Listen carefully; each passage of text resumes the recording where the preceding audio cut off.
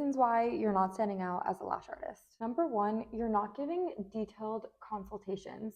So it's so important that you actually understand people's eye shapes and how to style them. Also, it's knowing and understanding what your client's desired outcome is, but also educating them. So, like if they want something extremely long, it's not just doing what's extremely long and giving them that, it's also just letting them know if they don't have the lid space for it, letting them know that you have to go shorter, or if they want a cat eye and they don't have almond eyes, or if they have more of like rounder eyes, it's just going to droop at the ends if you do a cat eye. So it's just educating them and being able to give them that look that they're going for, while also being able to style and keep their eye shape in mind so that it still looks extremely flattering. Number two is knowing how to offer different sets, especially what's trending right now. Right now, I'd say in the industry, it's more classic and wispy and airy sets.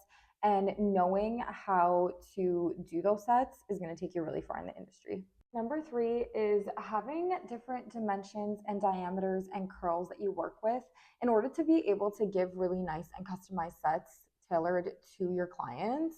It's so important that you have those different curls and the different dimensions and diameters, because a 0.03 looks very different than like a 0.07, and a 3D looks so different than a 5D and a 7D and a 10D. And that was something that got me really far because I had different curls, I have different diameters, I have different dimensions.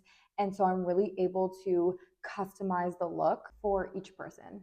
And lastly, I would recommend taking less clients and giving each of them way more time so that you can actually give them an in-depth consultation and be able to really customize and tailor the look to them. It's way better to take maybe one less client and give more time to your other clients so that you can actually really go in depth and choose sets that are really tailored to them. There's obviously some people who will kind of just slap anything on you, and that won't make you stand out as a lash artist because, again, it's just not flattering.